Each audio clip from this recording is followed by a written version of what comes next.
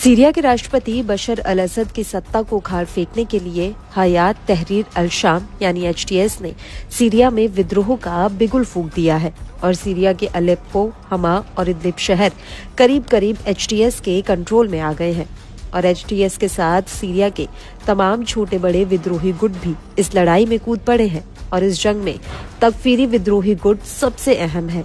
Iran ने Israel और America के ऊपर इस विद्रोह को भड़काने का आरोप लगाया है।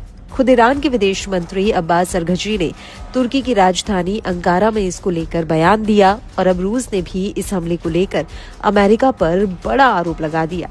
रूसी विदेश मंत्रालय की प्रवक्ता मारिया जखारोवा ने इसको लेकर बड़ा बयान दिया है। Невозможно просто не заметить. Эта атака была совершена в тот же самый день, когда вступила в силу договоренность о прекращении боевых действий между Израилем и ливанской Хизбаллой.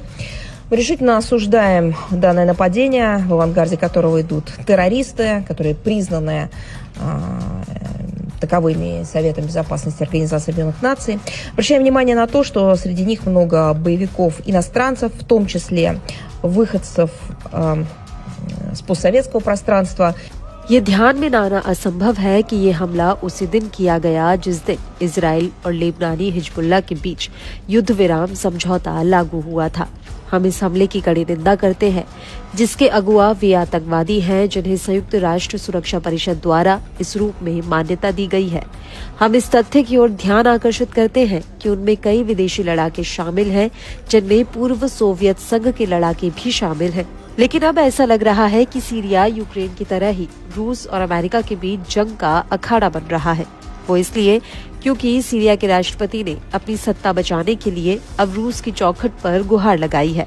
हालांकि यूक्रेन युद्ध की वजह से रूसी सेना ने अपने सारे संसाधन कीव में झोंक दिए हैं, लेकिन उसकी कुछ सैन्य टुकड़ियां अभी भी सीरिया में तैनात है और अब रूसी सेना के साथ मिलकर सीरियाई फोर्स ने दावा किया है कि उसने विदेशी समर्थित तकफीरी संगठन के करीब 2000 लड़ाकों को पिछले एक हफ्ते में ढेर कर दिया।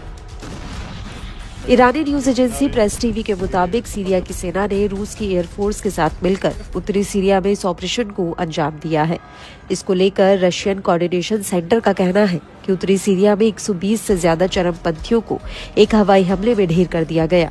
रूसी सेना के मुताबिक हमा के बाहरी इलाके में तकफीरी के दर्जनों लड़ाके इकट्ठा हो रहे थे, जिनके ऊपर ये एयर स्ट्राइक की गई और फिलहाल सीरिया के उत्तरी हिस्से में ये लड़ाई जारी है।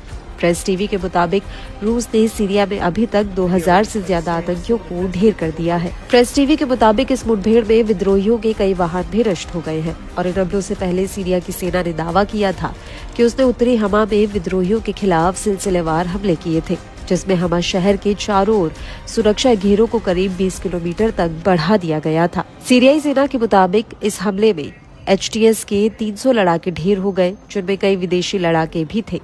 इसके अलावा उत्तरी हमा में विद्रोहियों के 25 ड्रोन्स को उड़ा दिया गया, साथ ही उनकी सप्लाई चेन को भी काट दिया गया। वहीं दक्षिणी इदलिब में सीरियाई सेना ने अपनी बमबारी को और ज्यादा तेज कर दिया है, जिसमें अभी तक तकफीरी के कई बड़े कमांडर ढेर हो चुके हैं।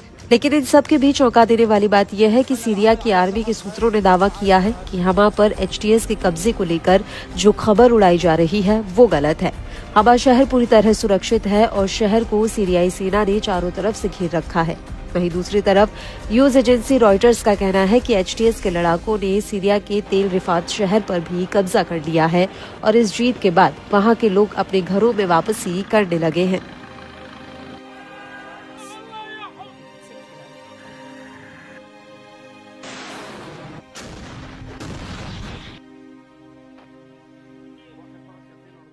Video released by the Syrian civil defense group, the White